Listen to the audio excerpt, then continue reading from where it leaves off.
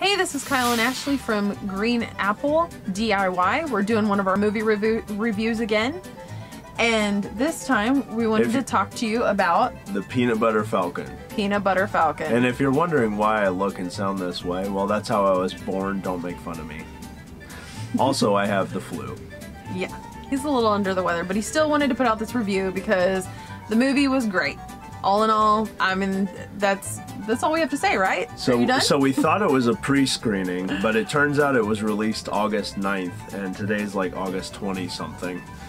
So apparently it's been out for a little bit, and we didn't realize. But I didn't know what to expect. I hadn't heard anything about this movie. It stars a Down syndrome actor named Zach Gotzag, and he does phenomenally in this. He is just so funny, like just one line after the other. Him and Shia LaBeouf make a good team. They come right out of the gate with the Mark Twain references, so this is kind of like a modern day Mark Twain film. It kind of had like a Coen Brothers feel and a little bit of a Oh Brother Where Art Thou feel. Where Art Thou, yeah. They go on this adventure, and it was really funny, and it sounds hokey, but it was heartwarming. It was very heartwarming. It was just a good film, a good feel-good film. Something that I really liked about the screening that we had was we were in a theater with a bunch of families of Down syndrome children, and they brought their kids with them, and so you get to see these kids. That was what was really cool about our theater in particular, is you saw children with Down syndrome reacting to this movie starring someone with Down syndrome and doing it pretty successfully. Very good job of acting. So it was kind of cool watching their reaction to seeing somebody that looks and sounds like them being able to play in a movie and just be silly on screen. So that was pretty cool, and I think that's going to be the reaction across the country. They didn't pander at all to that audience, though. I didn't think. In fact, there's one set of lines that Shia LaBeouf has with regard to the way that people treat this man with Down syndrome. They treat him as if he's unable to do anything or think for himself.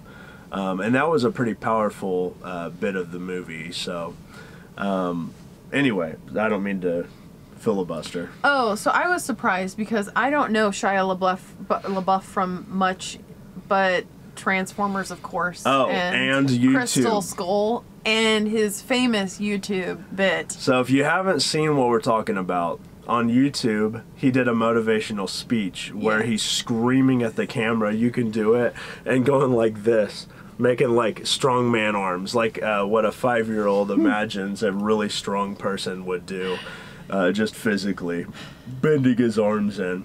And there's a bit in the movie that did flash me back to that, to that little piece of him standing in front of a green screen, which I thought was hilarious. It was just like the funniest part. But I was surprised by his acting skills, because I'm used to him just playing these big, blockbuster Transformers, we're gonna blow everything up, or Indiana Jones and the Crystal Skull and all that stuff, and here he is actually taking on a part where there was a little bit of depth. They didn't go into what I was surprised about before I distract myself with something else.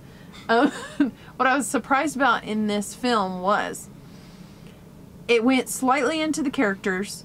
It went a little bit deeper. You start to get a backstory, but it didn't take too much time away from the film. I feel like other movies, they're like, oh, hey, this person is broken, so here's their backstory. We're going to clip back to it over and over and over again, and we're going to feed you a little bit here and here and here and here and here. And it kind of detracts from this adventure story, whereas this one didn't do that. It stuck along with the adventures that this boy was having, and it didn't take you out of the movie by going to the little short bits that you were getting of their past. Yeah, it doesn't fill in all the blanks. Awesome. Yes, yeah. Some movies, they really talk down to the audience in the way that they do exposition. They do it in such a way that they spell it out to where there's no possible misinterpretation of the evidence. Yeah. This just lets you put the pieces together. Didn't do that so much. Awesome. So which gave it that good, like, well drafted indie movie feel. So though. Yeah, that's true. Yeah, I was just blown away by the, like you said, the acting of Shia LaBeouf. You see him in a completely different role from the kind of snarky, wisecracking kid. Of course, he's a grown man now. Adult. He's got a beard and everything. So, He from can grow what a I beard. understand, you got to be a man That makes you an adult. to grow a beard. So Shia LaBeouf, Yeah. keep on dreaming. But it was just a really good, heartfelt movie. If you know somebody who has Down syndrome, I mean, this is going to hit home. It did for us, where it's like you have a close friend who has it, and you see them just shine when they're given respect. And we have a very close friend with it, and movie. We think the world of her, and it's really cool kind of seeing a lot of the similar silliness and playfulness, and people like that, if you know them, they just bring like this innocence into the world, and it was cool. I wrote down for my written review the heartwarming fugitive comedy of the decade, which sounds ridiculous, but If you haven't seen it, but when you see it, just check it out, people.